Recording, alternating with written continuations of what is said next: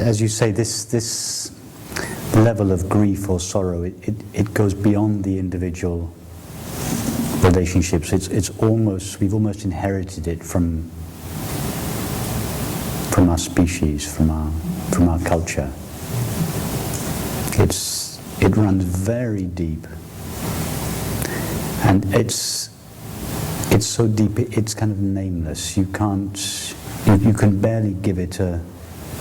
Even to call it grief or sorrow is not, and to attribute it a cause is impossible. You can't. These are the very deep, the very essential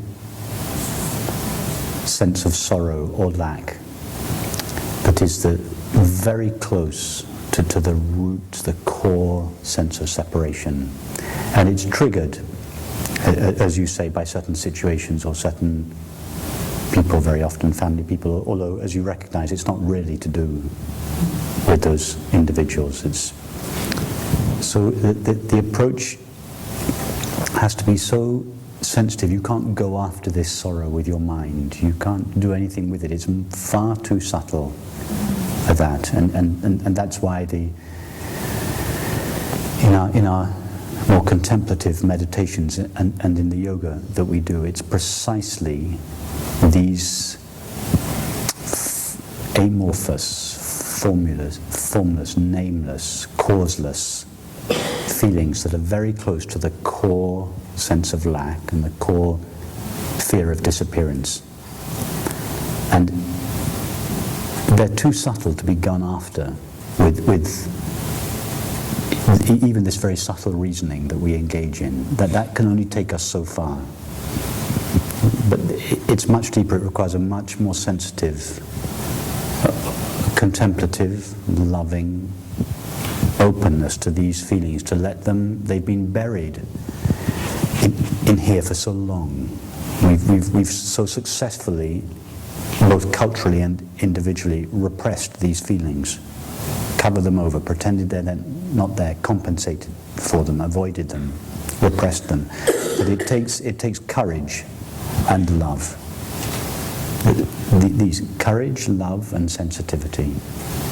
Not to reject or avoid these feelings, to allow them to bubble up, percolate up through the system, come up into the light of awareness. And that's all they need, the light of awareness. And that's what takes place in our in the contemplative meditations, in our sitting in silence together, in doing these very slow contemplative movements in the yoga. It's giving these feelings, it's taking the lid off, giving these feelings time to come up and staying with them, not avoiding them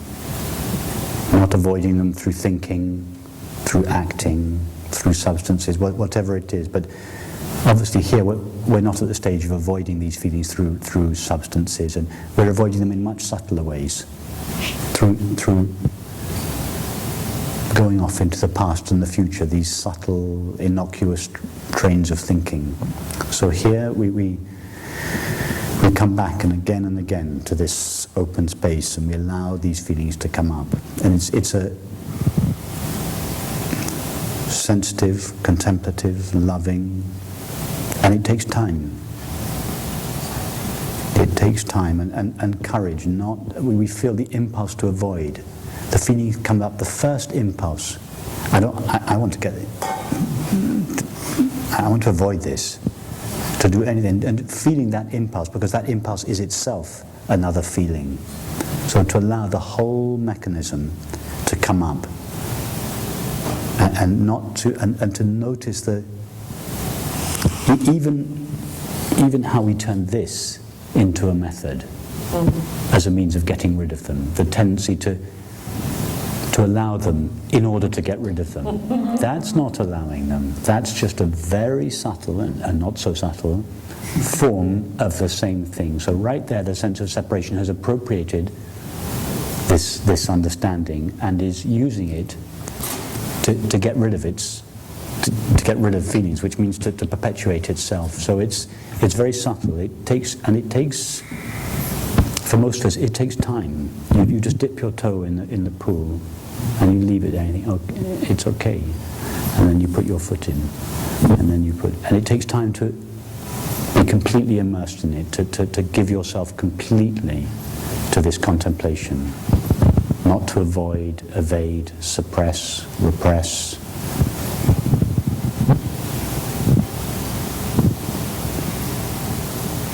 And so in a way, at a certain stage, rather than fight with our parents and criticize them, we realize that there are just a few people that really have the power to evoke these feelings in us. And we end up thanking, not thanking our parents, but thanking God for presenting us with this situation that evokes these last few places in us where the separate self still manages to hide. Because it's these relationships that shine a light on those places, and intimate relationships are this is one of the very beautiful functions of an intimate relationship, if it's an intimate relationship in truth, is that it not only provides the loving space for these feelings to come up, it also provokes these feelings, which without this provocation they would lie buried in most of us. These feelings would still be dictating our lives, but we wouldn't realize. So this really gives us an opportunity to see these last dark, deep areas of the body that have yet to be exposed to the light and transparency of presence.